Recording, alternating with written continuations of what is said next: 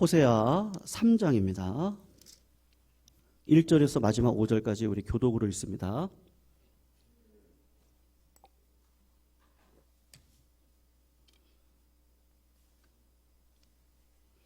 호세아 3장 1절에서 마지막 5절까지 우리 교독으로 읽도록 하겠습니다.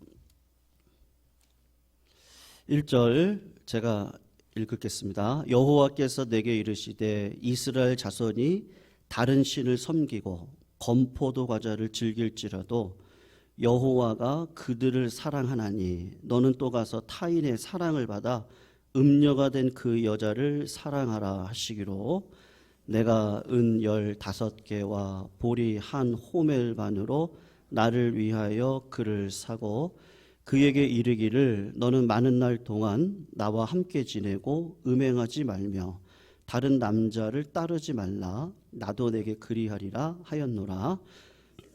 자손들이 왕도 없고 제사도 없고 주상도 없고 드라빈도 없이 지내다가 같이 읽습니다. 그 후에 이스라엘 자손이 돌아와서 그들의 하나님 여호와와 그들의 왕 다윗을 찾고 마지막 날에는 여호와를 경외함으로 여호와와 그의 은총으로 나아가리라. 아멘. 서점에 가시면요, 따라 예수 따라가네 라는 책이 있거든요. 그 책은 1908년도에 출판이 되어진 책입니다. 윌리엄 베어드라는 선교사님의 부인인 애니 베어드라는 선교사님이 27살에 우리 한국 땅에 와서 50대 후반에 암투병 하시다가 돌아가시거든요. 이분이 부산, 대구, 평양 그렇게 중심으로 복음 사역을 증거하시다가 하나님의 부르심을 받으셨는데 그때 이 땅에 따라 예수 따라가네 라는 책을 출판을 하셨습니다. 그 책에 그 실화죠. 사실은 실화거든요. 보베라고 하는 여자 한 명이 등장을 합니다. 우리가 알다시피 그 당시 그 여자의 기능은 그냥 노동력일 뿐입니다. 집안일하고 밥하고 청소하고 빨래하는 그 기능에 더 나아가서 여자가 가지고 있는 기능이 아들을 낳는 기능 외에는 다른 기능을 찾아보기 힘든 때입니다. 이 보베라는 여자가 찌들고 가난한 집안에서 태어났는데 그 가정의 보호를 받으면서 12살까지 자라나는데요. 밤낮으로 추운 날 빨래를 해대고 또 아버지가 다음날 빳빳한 옷을 입을 수 있도록 밤새 빨래하고 풀칠하고 방망이질하고 다듬이질하고 하루 24시간이 부족할 정도로 삶을 살아온 이 보베라고 하는 어린아이가 드디어 이제 시집을 가게 됩니다. 그런데 시집이 아니고요. 잘 보면 그냥 노예로 팔려가는 겁니다. 다른 집에 돈을 받고 자기보다 어린 남편에게 시집을 가서 그 집에 노동력 그리고 아들을 낳기 위해서 갑니다. 그런데 임신을 하고 아이를 낳는데 아들이면 좋겠는데요. 이게 딸인 겁니다. 그러니까 그 집안에서 어르신들이 딸을 낳은 보배를 구박하기 시작을 합니다.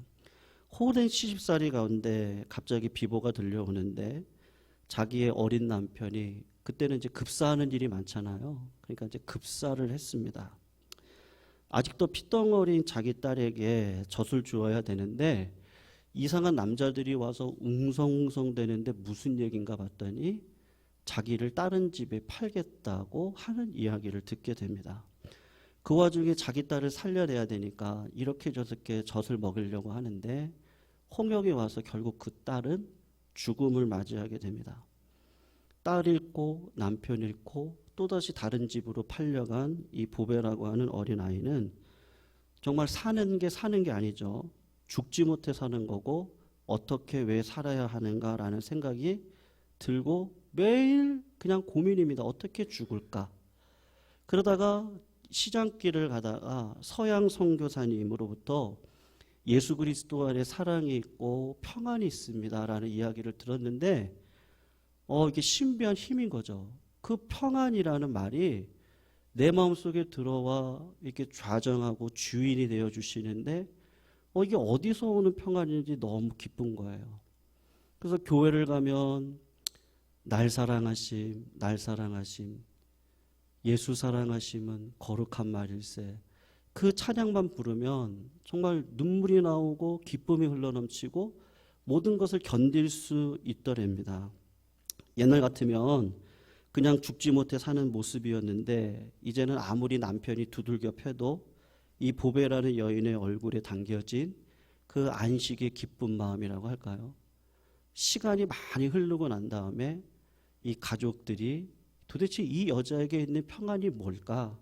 그렇게 고민하다가 남편이 예수를 믿게 되기 시작을 하면서 그 집안과 동네 사람들이 다 예수 믿는 일들이 벌어졌어요. 그 내용을 책으로 담아서 쓴 책입니다. 여러분, 100년 전의 한국 여성의 그 노예와 같은 모습이 오늘 우리가 읽는 본문에서도 이 고멜이라고 하는 여인을 통해서 드러납니다. 그런데 이 고멜이라고 하는 여인은 보배라고 하는 여인과는 달리 스스로 자신의 정욕과 쾌락을 위해서 죄악의 길로 갔던 여인입니다. 남편이 호세아가 있었거든요. 그럼에도 불구하고 다른 남자를 쫓아갔던 여인이 고멜이에요. 그 고멜에 대한 특징이 오늘 1절의 중반을 한번 보시면 이렇게 나오거든요. 이스라엘 자손이 다른 신을 섬기고 건포도 과자를 즐길지라도 이렇게 말씀을 합니다. 하나님께서 이스라엘 백성들을 빗대서 고멜에 대해서 이야기를 하는데 이스라엘이 건포도 떡을 즐겼던 것처럼 고멜도 그 건포도 과자를 즐겼다 이야기를 합니다. 이 건포도 과자가 뭐냐 하면 제사상에 올라오는 대표적인 음식입니다. 즉 우상에게 바쳐지는 대표적인 떡이 건포도 떡인데 이스라엘 백성들이 하나님 앞에 제사를 드리면서 관심이 하나님께 없고 어디에 있냐 하면요. 이 떡에 있는 거예요. 이 물질, 재물, 건포도 떡에 가 있는 겁니다. 그것을 가지려고 교회를 나오는 거고 우상을 섬기는 겁니다. 그와 같이 고멜이라고 하는 여인도 비록 남자를 쫓아가는데 왜 남자를 쫓아다니느냐 하면 건포도 떡 때문에 쫓아다니는 거예요. 여러분, 그 당시 노예가 되는 3가지 방법이 있거든요. 첫 번째가 뭐냐 하면 신분이 노예인 부모 밑에서 태어나면 그 자식은 다 노예입니다. 두 번째는 나라 간의 전쟁을 통해서 패한 나라 백성들이 노예가 되고 세 번째는 빚을 갚지 못했을 때 노예가 되는 거예요. 정확하게 고멜은 어떤 여인이냐 하면 빚을 갚지 못해서 노예가 되는 상황입니다. 쾌락을 쫓아서 건포도 떡을 얻으며 살려고 하였는데 결국은 그 덫에 걸려서 빚을 지고 노예로 팔려가 노예 시장에 경매되려고 하는 위험한 처지에 있는 상황입니다. 그때 그 위기에 하나님이 호세아 선지자를 남편인데요. 명령을 하는 거예요. 1절 하반절을 잠깐 보셔요. 거기 보시면 이렇게 얘기하죠. 너는 또 가서 타인의 사랑을 받아 음녀가 된 그 여자를 사랑하라. 그러면서 하나님께서 주신 명령이 뭐냐면 2절입니다. 어떻게 하라고 하죠? 내가 은 15개와 보리 한 호멜 반으로 나를 위하여 그를 사라. 그렇게 명령을 합니다. 사랑하라고 명령을 받고 나서 호세아 선지자가 한 일이 뭐냐 하면 은 15개와 보리 한 가마 그리고 반 가마 더 추가를 해서 그 아내를 사가지고 오는 겁니다. 여러분, 사랑하라는 것이 아이고 참 안 됐네. 어떻게 사나? 그렇게 얼굴 닦아주고 그냥 격려 말 한마디 하는 것이 아니라 노예 팔려 경매시장에 나와 있는 그 아내를 사가지고 오라는 거예요. 그러니까 지불을 하라는 거죠. 사랑의 의미가 거기에 있습니다. 여러분, 우리가 크리스찬이 되었습니다. 우리가 세례받고 교인이 되었다. 단순히 옛날에 그냥 에티켓도 없이 살았는데 이제 교양 있고 품위 있게 살아가는 자가 되었다라는 뜻도 아닙니다. 내가 예수 믿었다는 말은 예전에는 종교를 갖고 살지 않았는데 이제는 내가 종교를 가진 교인이 되었다라는 것도 아니에요. 예수 믿었다라는 게 뭐냐면 구원받은 자가 되었다는 것이거든요. 그래서 구원을 받았다는 것이 뭐냐? 여러분, 단순히 경제적으로 어려웠는데 이제는 부유해졌어요. 그런 의미가 아닙니다. 예전에는 몸이 시원찮았습니다. 근데 예수 믿고 났더니 이제 몸이 강건해졌습니다. 그런 의미가 아닙니다. 구원받았다는 말은 우리의 죄값을 가지고 이 땅을 살아가면 영원히 멸망받을 자리에 가야 되는데 구세주가 되시는 예수님께서 우리의 죄값을 치르시고 당신의 보배로운 피로 우리를 가격을 매기셔서 사셔가지고 이 땅 가운데 하나님의 자녀로 살게 하셨다고 하는 의미, 그게 구원받았다고 하는 거예요. 여러분, 이 상황이 고멜이 서 있는 상황입니다. 자기의 죄값으로 말미암아 노예 시장에 경매로 팔리기 위해 무대 위에 올라가 있습니다. 고멜이 팔리는 장면을 한번 상상을 해보십시오. 이런 무대입니다. 이런 무대 위에 노예를 올려놓습니다. 여자입니다. 근데 물건이에요. 옷을 싹 벗깁니다. 왜 옷을 벗깁니까? 노예의 가치는 노동력입니다. 고멜이 무대 위에 올라갑니다. 옷을 벗깁니다. 돌아보라고 합니다. 소개를 합니다. 그리고 경매쟁이가 하는 말이 있습니다. 일을 잘합니다. 청소도 잘합니다. 아이도 순풍순풍 잘날 겁니다. 설거지도 잘합니다. 거기다가 요리도 잘합니다. 좋은 말만 했을 겁니다. 왜냐하면 가격을 올리기 위해서. 그리고 본격적으로 경매가 시작합니다. 남편이 밑에서 보니까 기가 막힙니다. 자기 아내입니다. 그런데 하나님께서 사랑하라고 명령하십니다. 어떤 사람이 경매에 참여합니다. 그래서 하는 얘기가 은 12이요.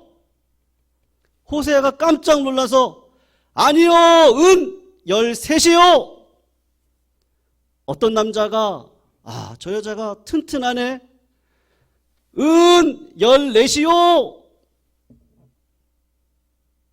호세아가 깜짝 놀랍니다. 안 되지. 은 15입니다. 가격이 점점 올라갑니다. 이제 누구도 살 사람이 없는 것 같습니다. 그럴 때 어떤 사람이 손을 흔들면서 보리 한 가마 더 추가합니다. 은 15에 보리 한 가마에 자기 아내가 팔릴 위기에 처합니다. 그럴 때 호세아가 은 15에 보리 한 가마에 반 가마 추가합니다. 아무도 비딩을 하지 않아요. 경매에 들어오지 않아요. 고멜이라고 하는 여인은 호세아에게 팔렸습니다. 은 15에 보리 한 가마에 반 가마. 여러분, 어떻게 보면 이것이 우리를 향한 하나님의 사랑을 보여주시는 것 같습니다. 성도님들, 이 자리에 오시기까지 어떠셨어요? 죄라고 하는 노예 시장에 팔려진 노예 시장과 같은 분들이 저와 여러분들이십니다. 우리는 노예 시장에 서 있는 죄인들입니다. 사실은요. 그리고 우리를 사기 위해서 온갖 세상 사람들이 경매에 참여합니다. 어떻게 하면 우리를요 싼 값에 굴려 먹을까? 어떻게 하면 거저 먹을까? 어떻게 하면 저 사람을 굴려서 내가 유익을 차지할까? 돈, 명예, 지도력, 특권, 영향력, 권세, 그런 말로 다 호려요. 내가 이렇게 해줄게. 내가 이렇게 할 거야. 넌 내 말만 들어. 그러면 넌 이렇게 될 거야. 세상 사람들 이렇게 살잖아. 너도 그렇게 살아. 야, 세상 사람들 이렇게 가만히 있으면 안 돼. 지금부터 열심히 뭐를 해야지, 투자해야지, 현금을 확보해야지, 많은 것들로 유혹을 합니다. 팔려가게 생겼습니다. 그렇게 살아가다가 심판당하게 생겼습니다. 아차하는 그 순간 모든 것이 끝나는 그때 하나님이 자기 아들 예수 그리스도를 불러서 얘야, 네가 내려가서 저 불쌍한 인간들을 네가 구원해라. 예수 그리스도가 이 땅에 내려오셔서 내가 비딩합니다. 내가 경매에 참여합니다. 마귀가 10억이요, 1000억이요, 1조요. 그럴 때 예수 그리스도가 마지막 경매에 참여하셔서 내 목숨으로 저 인간을 사겠습니다. 저 영혼을 사겠습니다. 내 보혈의 피로 내가 저들을 사겠습니다. 최상 경매 가격, 내 피로 여러분들을 사겠습니다. 여러분, 우리는 예수님께 팔린 자들입니다. 우리는 예수에게 값주고 사신받은 자들입니다. 죄의 경매 시장에서 세상에 팔려 멸망으로 갈 수밖에 없는 우리, 예수 그리스도 당신의 핏값 최고의 경매 가격으로 우리를 당신 것으로 삼아주셨습니다. 그게 우리들입니다. 호세아 선지자를 통해서 돈 주고 고매를 사는 것을 보면서 예수 그리스도의 그 피, 그 최고의 경매 가격으로, 최상의 경매 가격으로 하나님께서 우리를 사신 그 큰 사랑을 보여주시는 거거든요. 그 사랑이 여러분들의 심령 가운데 있습니다. 믿으십니까? 하나님이 우리를 예수의 핏값으로 사셨어요. 네, 맞아요. 우리 본성이 그래요. 명목상 의인일 뿐입니다. 아직도 여전히. 그리스도의 옷을 입지 않고 우리가 여기 나올 수가 없었습니다. 여러분, 우리가 어떻게 살아야 될까요? 오늘 말씀은 우리들한테 무엇을 이야기하고 싶으실까요? 저는 두 가지를 좀 생각해 보고 싶은데요. 첫 번째는 우리가 대하는 모든 관계 속에서 이렇게 사랑해야 한다는 것을 보여줍니다. 네. 나에게 잘못하고 나에게 상처 주고 내 마음을 찢어놓은 사람이라고 할지라도 성도님들, 악에게 지지 마시고 사랑으로 이기시기를 주님의 이름으로 축원합니다. 그거 어떻게 하시면 돼요? 기도하십시오. 네. 그러니까 위에서 기도하세요. 꾸준히 기도하시다 보면 하나님이 진짜 그 사명을 주세요. 그냥 사랑으로 모든 것을 이기세요. 그렇다고 무지몽매하게, 제가 지난 수요일날 말씀드렸는데요. 저는 우리 성도님들이 순진한 거 원하지 않습니다. 네. 술에 술 탄 듯 물에 술 탄 듯 좋은 게 좋은 거지, 관계가 좋아야지. 아니요. 하나님의 질서가 더 중요합니다. 사랑도 지혜 있는 사랑을 하셔야 된다. 뱀같이 지혜로우셔야 됩니다. 분노를 품지 마셔야 됩니다. 기도하셔야 됩니다. 넘어가면 안 됩니다. 마귀의 권세에 넘어가시면 안 됩니다. 순전하셔야 됩니다. 순진하지 마시고 순전하셔야 됩니다. 지혜를 갖고 이 땅을 살아가셔야 된다 말씀하시는 거예요. 저는 두 번째로는 호세아 선지자가 자기를 버린 아내를 향한 사랑이기 때문에 부부에 대한 사랑을 직접적인 교훈으로 준다고 저는 생각합니다. 아내 혹은 남편이 외도를 하고 나를 버리고 갔습니다. 그렇다 할지라도 신의를 지키고 하나님 앞에서 그 결혼의 약속을 지키라고 하는 의미입니다. 그거 하라는 겁니다. 그거 외에는요, 이 부부관계에 적용할 방법이 없습니다. 나를 버리고 내 마음을 아프게 찢어놓고 떠나간 사람을 끝까지 참고 하나님 앞에 했던 귀한 약속을 지키고 그를 불쌍히 여기고 기도하라는 겁니다. 여러분, 그렇게 하실 수 있으세요? 대답이 없으시죠? 아멘이라 얘기 안 하실 줄 알았어요. 왜 그런지 아세요? 저도 못하겠어요. 아멘이란 말 못하겠어요. 내 사랑하는 사람이 나를 버리고요, 음행을 행한다? 어떻게 참아요?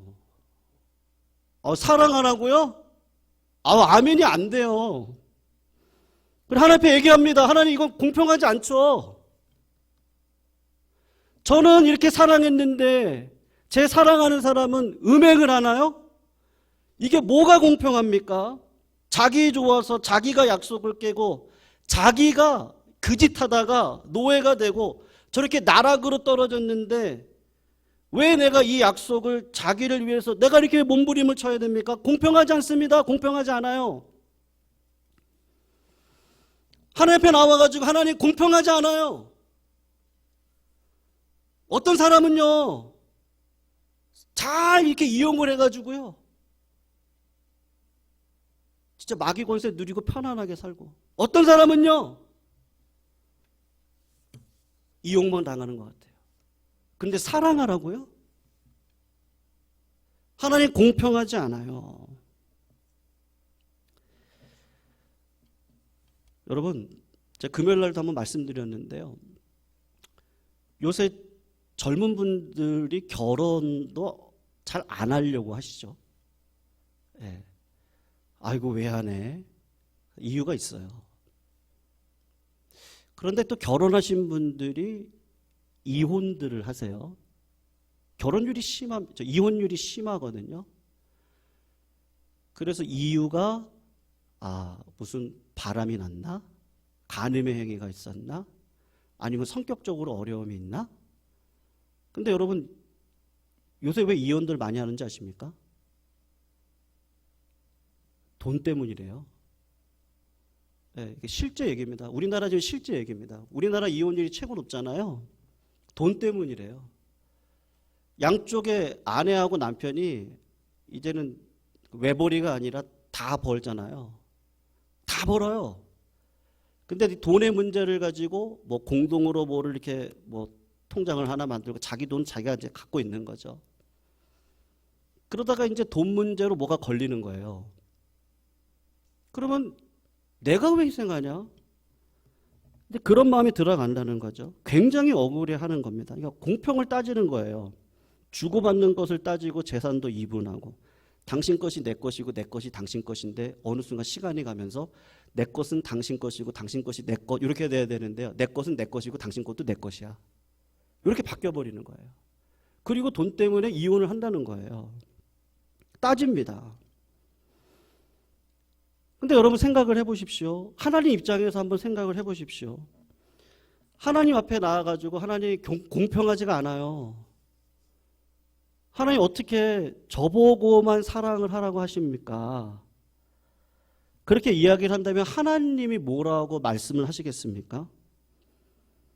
하나님 입장에서 보시면 여기까지 지켜주신 은혜 속에서 매일매일 살면서 조금 뭐가 잘못된 것 같으면 우리 입장에서 하나님 그러실 수 있으세요? 하나님 원망과 불평으로 일삼는 우리들의 모습이 있지 않습니까? 근데 하나님이 보실 때는요, 참 공평하지 않을 때가 많습니다.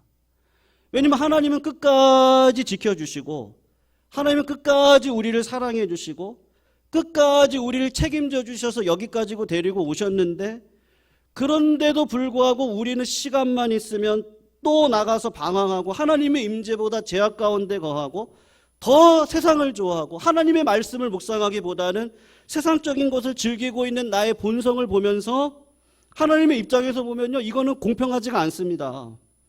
우리가 아쉬울 때 하나님 앞에 기도하잖아요. 기도 부탁합니다. 그리고 하나님 앞에 나가서 하나님 이번만 이 문제를 해결해 주시면요, 제가 하나님을 열심히 섬겼습니다. 하나님 이 질병만 하나님께서 물러가게 해주시면 내가 하나님의 영광을 위해 살겠습니다. 하나님 내 아들의 문만 열어주시면 하나님 제가 이제는 하나님만 섬기며 살겠습니다. 그래서 하나님이 다 응답해 주셨잖아요. 다 하나님이 은혜 가운데 우리를 지켜주셨어요. 그런데 하나님의 은혜는 생각하지 않고 자기가 잘나서 똑똑하게 된 것처럼 생각하고 하나님을 또 떠나는 그 상황을 보시면 하나님 보실 때는 어떠시겠어요? 하나님 보실 때는 공평하지가 않은 거죠. 이런 우리를 보면서 속이 답답하고 자기 약속을 깨고 도망가고 고생하다가 노예 신세로 전락한 우리들을 보면서 하나님이 우리 앞에 와가지고 그래, 네 마음대로 살다가 알아서 해라. 여러분, 자녀들이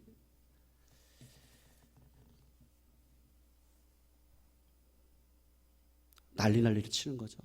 부모님 말씀을 안 들어요. 마지막에 부모가 하는 얘기가 뭐죠? 그래? 네 마음대로 해라. 그리고 한마디 더 붙이죠. 너 같은 놈 하나만 나가지고 네가 키워봐라. 예? 마음대로 해봐라 네가. 막상 애 키워보니까 어때요? 엄마가 날 안 도와줘서, 아빠가 날 안 도와줘서 그랬던 것 같은데 막상 애 키워보니까 부모님의 사랑은 공평을 따지는 사랑이 아니라 무한한 사랑이구나.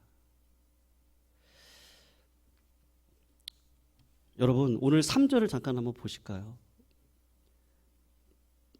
은 15, 보리 1가마, 그리고 반가마 더해서 고멜을 노예시장에서 데리고 옵니다. 그리고 호세아가 그에게 하는 이야기가 있어요. 우리 같이 한번 읽어볼게요. 시작. 그에게 이르기를 너는 많은 날 동안 나와 함께 지내고 음행하지 말며 다른 남자를 따르지 말라. 나도 내게 그리하리라 하였노라. 여러분, 이 말씀을 읽으시면서 생각나는 거 없으십니까? 저는 결혼 서약식이 생각이 났거든요. 신랑 누구누구는 신부 누구누구를 아내로 맞이하면서 비가 오나 눈이 오나 건강하든지 아프든지 부할 때든지 빈할 때든지 당신의 아내를 사랑하고 신의를 지킬 것을 하나님 앞에 맹세합니까? 지금 그 서약을 호세아가 고멜을 불러다가 하고 있는 거죠. 정확하게요. 예수 그리스도가 우리의 신랑이 되시고 우리는 주님의 신부가 되어져서 주님이 나 신랑 예수는 신부 이 찬양을 맞이하여 비가 오나 눈이 오나 건강할 때나 아플 때나 부하든지 기하든지 빈할 때든지 하나님 앞에 신의를 지킬 것을 맹세합니다. 우리 주님이 맹세를 하시는 거죠. 여러분, 우리는 그런 거룩한 백성들입니다. 예수 그리스도의 핏값을 주고 사셔서 이제는 신랑과 신부의 관계로 이 땅을 살아가야 되는 거룩한 백성인데 그게 교회고 그게 성도님들이십니다. 배너라는 영화가 추석 때가 되면 이렇게 상영을 많이 하는데 TV에서요. 여러분, 거기 주인공 찰턴 헤스턴이 노예로 팔려가잖아요. 노예로 팔려가서 노예 그 상선 배에 타가지고 전함이죠. 노예 전함에 타서 밑에서 배 젖을 노젖을요 노를 열심히 칩니다. 그때 로마 사령관이 와가지고 하는 얘기가 있어요. 너희들은 이미 죽은 자들이다. 그런데 너희들을 살려두는 이유는 뭐라고 얘기하냐면 이 배 때문이다. 노를 열심히 저어서 오래오래 살아라. 그렇게 이야기를 합니다. 여러분, 사람 일은 진짜 모를 일이거든요. 그렇게 말했던 사령관이 막상 전쟁이 나서 그 사령관이 운영했던 배가 박살이 나서 바다 물속으로 떨어집니다. 그럴 때 주인공이었던 찰턴 헤스턴이 나뭇가지 하나 붙들고 올라오거든요. 그래서 살아나요. 근데 사령관이 살려달라고 합니다. 그럴 때 그 노예였던 찰턴 헤스턴이 그 사령관을 손을 잡고 살려서 자기가 타고 있는 나뭇가지 위에 그 사령관을 올려놓습니다. 그리고 그 사령관이 배너에게 묻죠. 너는 왜 나를 살려주느냐? 그랬더니 배너가 뭐라고 얘기하죠? 저도 이 배 때문에 당신을 살려줍니다. 그렇게 이야기를 합니다. 성도님들, 정말 예수 그리스도의 핏값으로 내가 하나님의 자녀가 되었다는 감격이 있으세요? 어떠세요? 있으십니까? 있으십니까? 이게 아멘이 작아요? 있으시죠? 왜 살려두셨겠어요? 왜요? 이 배 때문에요. 여러분, 예관교회 역사가 30년이 넘어요. 많은 어려움들이 있었겠죠. 여기까지 이 예광교회 배가 왔어요. 성도님들 힘들고 어렵고 무지막지한 고난 가운데 여기까지 오셨어요. 왜 하나님께서 예수 그리스도의 피값으로 여러분들을 살려주시겠어요? 이 배 때문에요. 우리에게 무엇을 먹을까, 입을까, 마실까, 그거 염려하지 마세요. 정말 주님의 이름으로 부탁드립니다. 아멘이 또 작으세요? 예, 추석만 같은 날이 있으면 얼마나 좋겠어요? 힘들고 어렵고 여러분 무엇을 먹을까, 입을까, 마실까 염려하지 진짜로 하지 마세요. 그것보다도 하나님의 나라와 의를 구하는 인생을 사세요. 그럼 하나님이 성도님들의 인생을 책임져 주실 줄로 믿습니다. 왜요? 예수 그리스도의 피값으로 나를 사주셨는데요. 최상 경매 가격으로 나를 사주셨는데요. 뭘 걱정하세요? 뭘 먹으시려고 그래요? 뭘 더 입으시려고 그러세요? 뭘 더 가지시려고 그러세요? 아니요.